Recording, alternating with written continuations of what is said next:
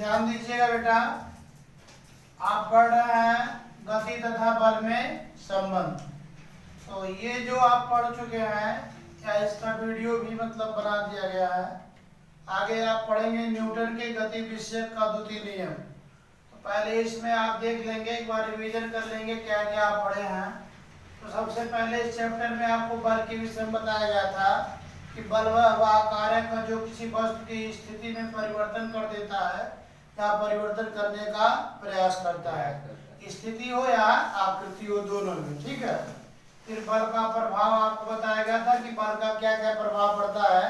इसमें बताया गया था कि बल के निम्न प्रभाव है। बल का प्रभाव किसी वस्तु की आकृति को बदलने में होता है, ठीक है, और किसी वस्तु के स्थिति को भी परिवर्तन करने में इसका प्रभाव पड़ता है, या किसी वस्तु की दिशा को बदल देने में इसका प्रभाव पड़ता है। ठीक है। अब इसमें है बल के प्रकार। बल के प्रकार में आपको बताया गया था संतुलित बल और असंतुलित बल। ठीक है। तो संतुलित बल में आपको बताया गया था कि जब किसी वस्तु पर दो बल कार्य करते हैं और उनका परिणामी बल जो होता है 0 होता है तो उसको संतुलित बल कहते हैं, और जब उनका परिणामी बल 0 नहीं होता तो उसको असंतुलित बल कहते हैं। फिर न्यूटन के गति का नियम आ गया।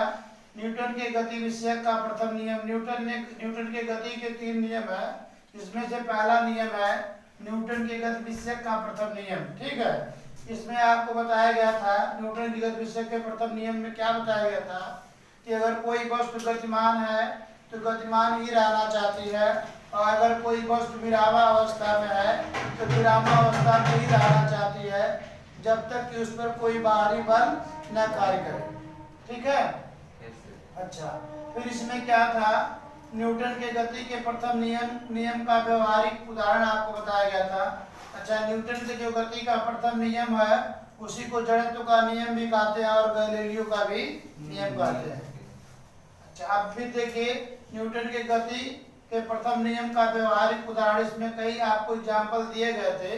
अब आ गया आपका जड़त्व तथा द्रव्यमान। जड़त्व द्रव्यमान में संबंध। जड़त्व द्रव्यमान में क्या हो गया, संबंध हो गया। इसमें आपको क्या बताया गया था बेटा, जड़त्व क्या होता है, बताया गया था क्या जड़त्व क्या होता है। जड़त्व वह गुण होता है जो किसी वस्तु की अवस्था परिवर्तन का विरोध करता है। अवस्था परिवर्तन की विरोध करता है। जैसे आप गतिमान है तो रुकना चाहे तो उसका विरोध, या रुके हुए हैं तो गतिमान मतलब किया जा रहा है उसका विरोध, उसको क्या कहेंगे, जड़त्व कहते हैं। अच्छा, जड़त्व मतलब जितना अधिक होगा द्रव्यमान जितना ही अधिक होगा जड़त्व का मान उतना ही अधिक होगा। द्रव्यमान किसे कहते हैं, किसी वस्तु की जो वास्तविक मात्रा होती है उसी को द्रव्यमान कहते हैं। जड़त्व के प्रकार, जड़त्व 2 प्रकार का होता है, विराम का जड़त्व और गति का जड़त्व। विराम का जड़त्व का मतलब अगर कोई वस्तु विरामावस्था में है तो उसको गतिमान किया जाए तो उसमें एक विरोध उत्पन्न होता है, उसको विराम का जड़त्व कहते हैं। अगर कोई वस्तु गतिमान है उसको विरामावस्था में लाया जाए तो उसमें एक विरोध उत्पन्न होगा, उसको क्या कहेंगे, गति का जड़त्व कहेंगे। दैनिक जीवन में जड़त्व के उदाहरण बहुत ज्यादा एग्जाम्पल आपको दिए गए थे। इसमें बताया गया था कि जब विरामावस्था में कोई कार हो या बस में हो, आप उस पर बैठते हैं, जैसे गतिमान होती है तो आप पीछे की तरफ गिर जाते हैं, या जैसे ब्रेक लेती है फिर आगे की तरफ गिर जाते हैं। सब जड़त्व के नियम पे था, आपको बताया गया था।